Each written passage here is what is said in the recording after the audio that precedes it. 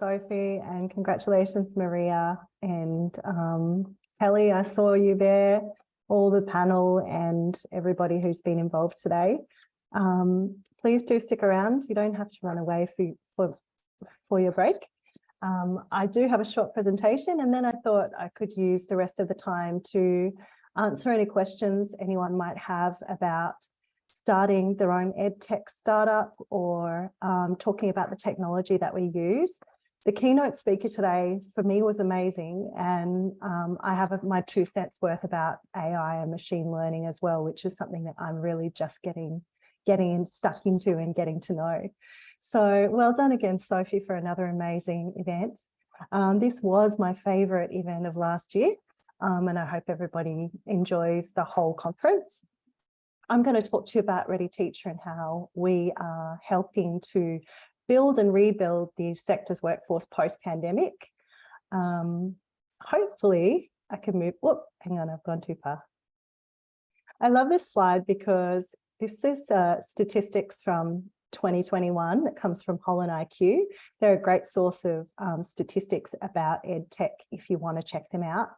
And they predicted in 2021 that the whole language learning market, you know, face-to-face and online would double in size by 2025, which I think we can all attest that there's been a lot of crazy growth going on, a lot more movement now of students wanting to travel and study abroad, and it's just really wonderful to be a part of it.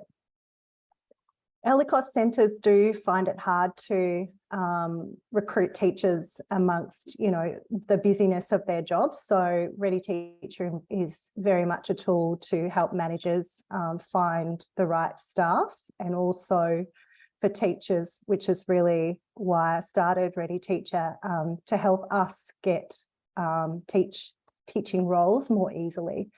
Some of our teachers are here today, so special welcome to the ReadyTeachers and also to our team who are listening. And I'll talk about the team a little bit more later on. I'll also show you, if you want to do some teaching with ReadyTeacher, how you can register, because we actually met one of our very special teachers who registered as part of this conference last year, and has been doing an amazing job teaching online for us for the past year. So hiring with ReadyTeacher, obviously this slide is just a little bit more about the benefits to the manager, because it's a no-brainer. It makes it easy to find ELICOS specialists online. And, you know, you can search for the teachers that you need and search by skills, whether it be like general English, particular levels, or IELTS or so forth. We also have this really great employee trial period where the managers of the centres can advertise their role. And then if you have a profile on ReadyTeacher, you can apply directly for that role. And, you know, you can go to an interview if you want to. We have a very short and concise trial period. We don't charge big recruitment fees to our centres. So, you know, it does make it really accessible for them to then go on and offer ReadyTeachers ongoing contracts. And that's what many, many managers do.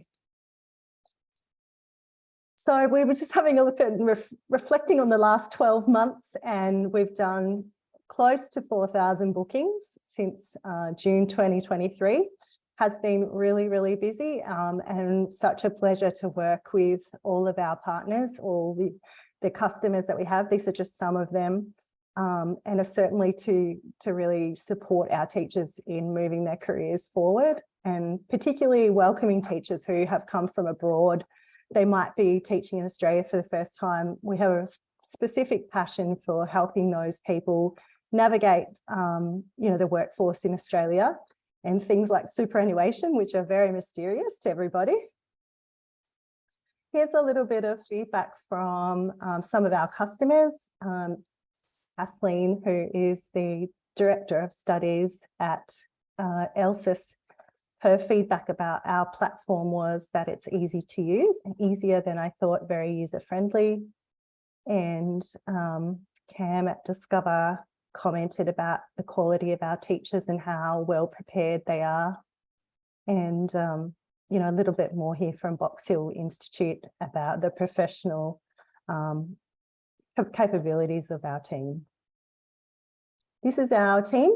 So down the bottom, we have Jude, who is our full stack lead, and also Otis on the right, who is our backend developer. And in the middle is Ato. Ato has a really special role within ReadyTeacher. He's our machine learning specialist, and might talk a little bit more about his role later. He comes from a strong background of machine learning, business development, and yeah, so those three guys and myself make up our technical team. I'm the project manager.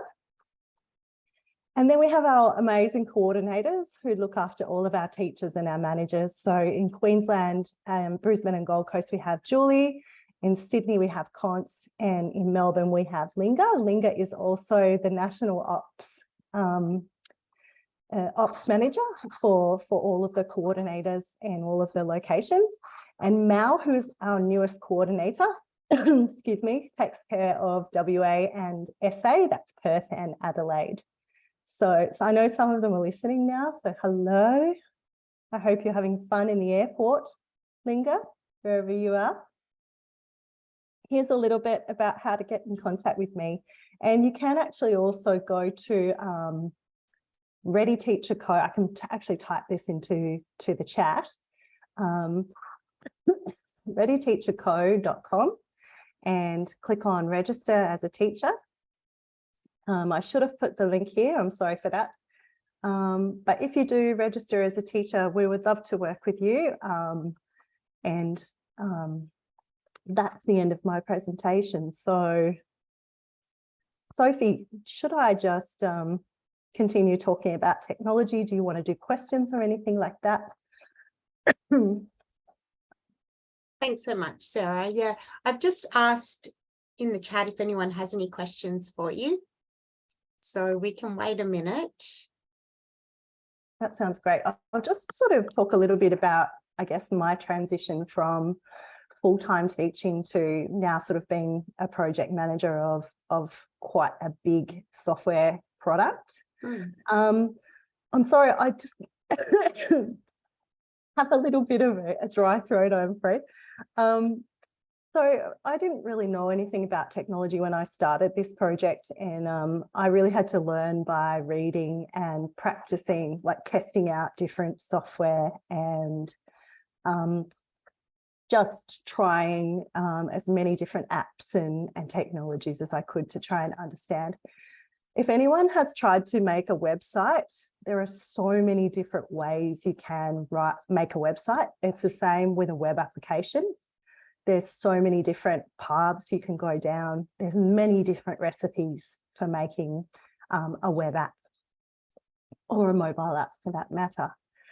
So what we have is what is called a MERN stack. Typically, any application needs to have a front end and a back end, and typically it's made up of a stack, which is different technologies. It might be different languages or different software technologies that form the framework for the actual software build. So we use what's called MERN stack. The M stands for MongoDB, which is our database, and our keynote speaker today was talking about data and about all the data that comes from learning and all of the different learning apps that we can use. Excuse me, whether it's Quizlet or Bamboozle or whatever it might be, even Zoom. I don't know if what sort of feedback they take, but all of that feedback that comes, all of that data that comes through Moodle or whatever, you know, is often used to improve the learning experience, depending on, you know, the objectives and outcome of that particular tool or application. So we chose MongoDB, which is a really flexible database. We could do lots and lots of different things with it. And one of the things that we're experimenting with now is called, well, AI, machine learning, which we've heard a lot about today. And Ato is actually the head of this part of our project. And what he's designing is kind of like an engine. I like to think of AI as kind of like an engine that, we can manipulate, obviously, and it needs us to design it and input to it. And with the work that we do, there are lots and lots and lots of items of information that come into us matching teachers with institutions or specific classes or jobs. Pardon me. So we might have, for example, a teacher who prefers to teach lower levels only, who lives in 50 kilometres from Melbourne CBD, and then a class for an intermediate level institution that is in the centre of Melbourne. And then we have a teacher's availability, whether that matches with the class times, whether that teacher has attended before to that institution, pardon me, and many, many different items of information. And so what we do as part of the project that Utter and our team is working on is we gather all of that information and we tell the machine how we want, what weight we want different items of information to hold. So we might say location is the most, the highest scoring item. We want that person to live within 20 kilometres or 10 kilometres of the location where the class is, depending on the time of day. We might say that experience or years of experience has a higher weighting. So then, depending on what results the machine gives us in terms of matching teachers, we can then go back and give feedback. And I know our keynote speaker was talking about feedback today. We go back and give feedback to the machine and say, well, actually, we don't think that that is the correct outcome. So we're going to change some of that scoring, and we can manipulate how the machine interacts depending on, all of those different factors. So that's a little bit about what we're doing now. Really fascinating to hear how the tech is supporting that recruitment process. And really respect your journey with ReadyTeacher, because you've built it into an amazing organisation. It's certainly a great service provider for the ELICOS sector in terms of, finding substitute teachers when needed, but also matching teachers to employees as well. And thank you again for your continued support of English Australia and also of the EdTech Symposium. It was great to hear from you, Sarah. Thank you very much, Sophie. And if anyone's got any questions, please reach out to me. If anyone has a business idea in EdTech that they want to talk about, I'm more than happy to make time to hear about, your ideas and see if I can be of any assistance as well.